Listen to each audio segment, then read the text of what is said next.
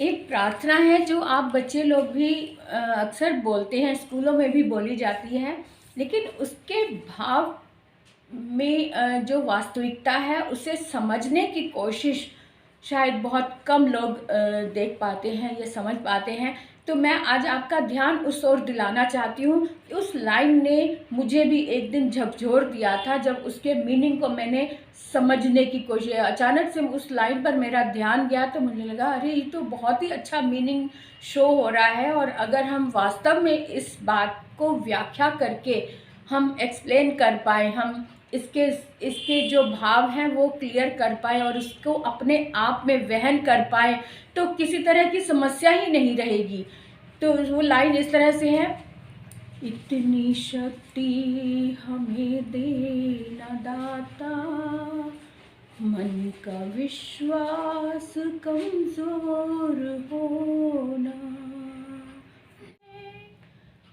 हम ना सोचे हमें क्या मिला है, हम ये सोचे किया क्या है अर्पण।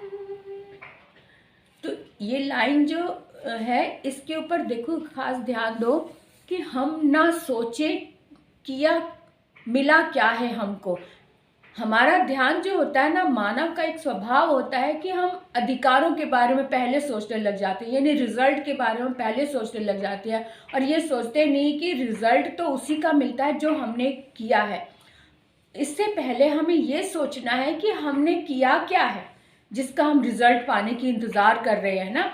अब जैसे विद्यार्थी लोग हैं, कल्पना करने लग जाते हैं कि हमारी फर्स्ट पोजीशन में भी टॉप की पोजीशन आएगी, लेकिन हमने उतनी पढ़ाई की भी है कि नहीं, या हमें मान सम्मान उतना अधिक मिलेगा, इसकी बात तो हम सोचने लग जाते हैं। लेकिन हमने किसी के लिए कुछ भलाई की है, किसी के लिए कुछ समर्पण किया है, क्या हमने त्याग किया है किसी के लिए जो हमें रिटर्न मिलेगा।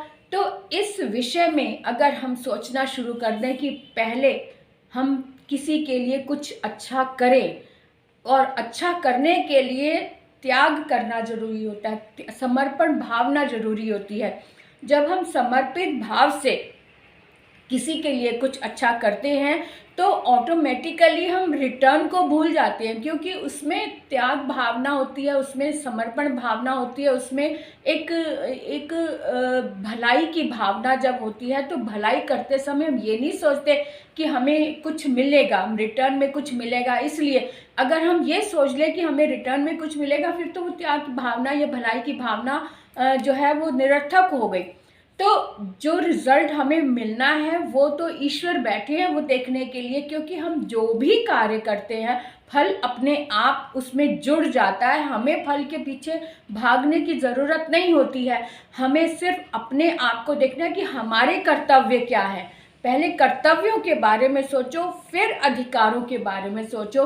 अगर हम इस बारे में ध्यान रख कर हम बात करें कि हमें करना क्या है, हमने किया क्या है किसी के लिए, जो हमें वापस रिटर्न के बारे में हम सोचने लग गए हैं, तो ये सबके लिए लागू होती है ये बात कि अपने हमारे प्रति जो कर्तव्य हैं उसको आप करो, तो फल अपने आप ही हमें मिल जाएगा। फल तो हमें ढूंढता हुआ हम तक पहुंच जाएगा। इसके लिए फल के पीछे भागने की ज़रूरत नहीं है, हमें अपने कर्तव्यों को पूरा करना है। तो आप भी इस बारे में ध्यान दो कि आपका कर्तव्य इस समय क्या है। स्टडी करना, स्टडी मन से करना, अपने लिए कुछ सीखने की भावना के साथ पढ़ना। तो सीखने की भावना के साथ अगर हम स्टडी करेंगे तो फल तो अपने आप मिलेगा ही मिलेगा।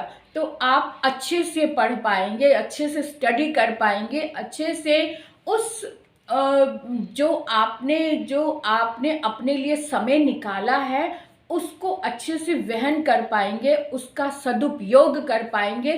कुछ सीखने की भावना से पढ़ने के लिए हम कैसे भी करके अपने लिए समय भी निकाल पाएंगे, उसका सदुपयोग कर पाएंगे। तो इस बात का ध्यान रखते हुए हमें अपने लिए पढ़ाई करनी है, और अपने लिए पढ़ाई इस तरह से करनी है कि हमने कुछ सीखना है, जो हम पढ़ रहे हैं उसका ज्ञान हमें मिले।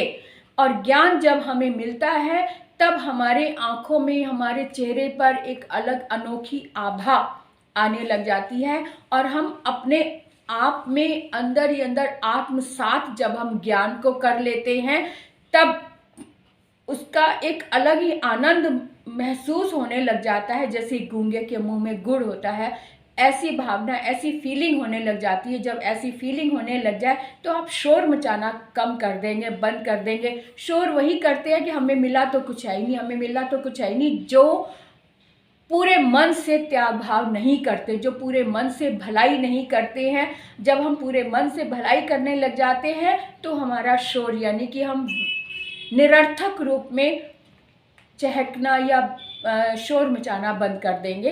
तो इसलिए अपने कर्तव्यों के बारे में सोचो, ना कि हम अपने अधिकारों के बारे में पहले बात करें। पहले कर्तव्य पूरे करो, फिर हम 1 मिनट के लिए सोच भी सकते हैं कि हमारे अधिकार क्या हैं, ठीक है।